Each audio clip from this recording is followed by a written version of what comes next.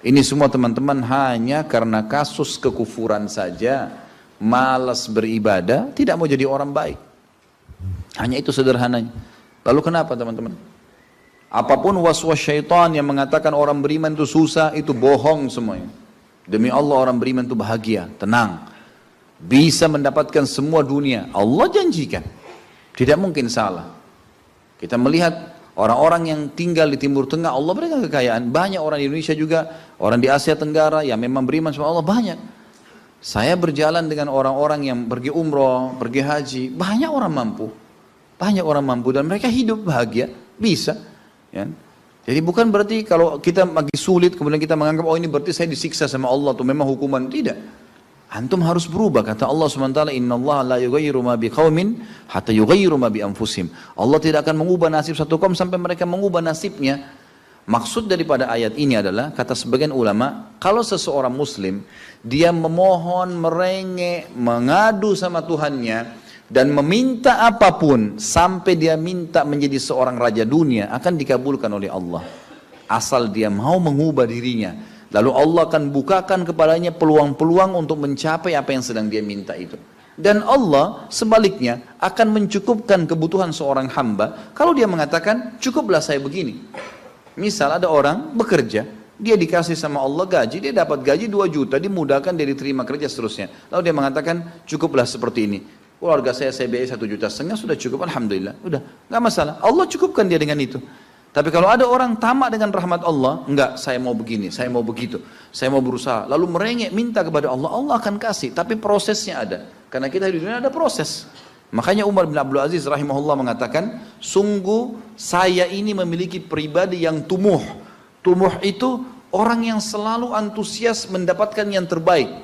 Beliau waktu jadi masyarakat biasa, beliau minta kepada Allah agar menjadi gubernur Madinah. Dan beliau mengatakan terus saya menggencot doa itu setiap malam sampai Allah kabulkan saya jadi gubernur Madinah. Gitu kan. Kemudian setelah itu saya memiliki antusias yang lebih besar untuk menjadi khalifah. Dan terus saya berdoa sampai Allah nobatkan jadi khalifah. Padahal Umar bin Abdul Aziz tidak bisa jadi khalifah pada saat itu kalau sesuai dengan jalur keturunan. Semestinya ada orang lain. Dia memang keturunan Bani Umayyah, tapi bukan dia semestinya pada saat itu menggantikan khalifah. Tapi subhanallah sebelum meninggal khalifah sebelumnya menulis surat bahwasanya yang datang setelah saya adalah Umar bin Abdul Aziz, padahal bukan dia. Makanya setelah Umar bin Abdul Aziz meninggal kembali kepada keturunan raja yang pertama. Tapi Allah selipkan dia menjadi khalifah di situ. Dan dia mengatakan saya mendapatkan semua apa yang saya inginkan dengan tumuh saya, dengan antusias saya yang besar, dan saya mohon kepada Tuhan saya sampai Allah kasih.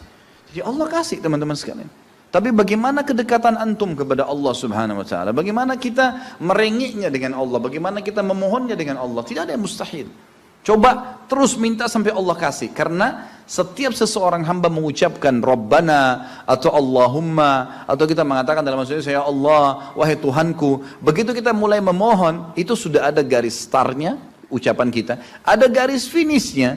Tinggal antum sabar sampai garis finish enggak? Banyak orang berdoa baru pertengahan sudah berhenti dengan alasan Allah belum kasih. Allah mau lihat ini orang benar nggak, serius nggak. Sama rasionalnya gini, kalau kita kuliah, begitu kita sudah daftar kuliah, sudah ada kan prediksi kita 4 tahun tamat S1 kan? Oh iya semester 1, semester 2, semester 3, sampai semester 8 misalnya. Ini yang saya tahu pada saat kami S1 di Madinah begitu ya. 1 tahun 2 semester, 1, 2. Tahun kedua 2, 3 dan 4. Sampai semester 8 selesai S1. Baik, kita begitu daftar, pertama sudah tahu. Saya akan kuliah 4 tahun nih.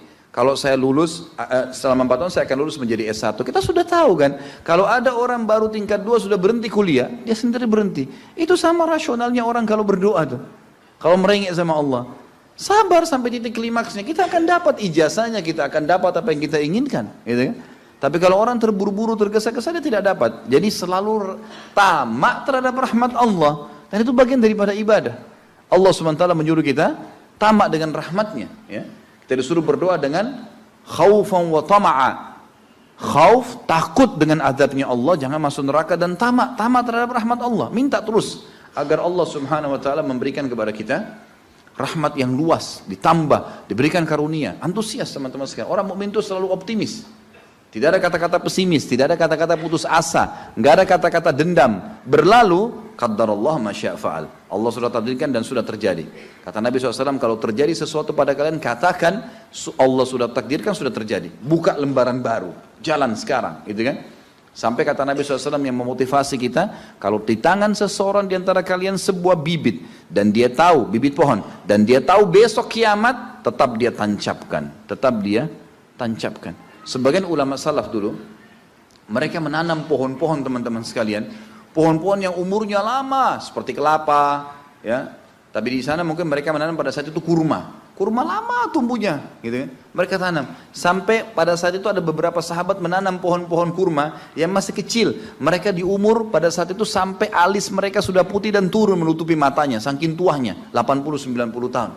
Ditanya oleh murid-muridnya, kenapa anda masih menanam seperti ini, di umur seperti ini, gitu kan. Kata dia, Allah akan memberikan saya pahala di setiap gerak-gerik saya, termasuk ini. Bagaimana dia antusiasnya? Artinya ada hadis Nabi mengatakan tidak ada seseorang yang menanamkan sebuah pohon, kemudian ada burung yang hinggap di situ, atau manusia ya, yang hinggap bernaung, atau mungkin hewan-hewan, ulat atau apa saja yang memakan daunnya atau buahnya, kecuali jadi pahala buat dia. Jadi selalu ada motivasi untuk menjadi orang yang terbaik, ya. Makanya juga dalam masalah surga begitu. Kata Nabi SAW, kalau kalian minta surga Firdaus, surga yang tertinggi. Jangan bilang amal saya nggak cukup, enggak. Tamak dengan rahmat Allah, minta yang terbaik teman-teman sekalian. Kita tidak akan berubah kecuali, Allah tidak akan berubah kecuali kita berubah dulu. Kita yang mengubah menjadi lebih baik. Ya, ini poin yang harus digarisbawahi, ini sebuah kaidah hidup, ya. Sehingga kita harus selalu optimis, dan begitulah keadaan orang-orang beriman. Allahu a'lam.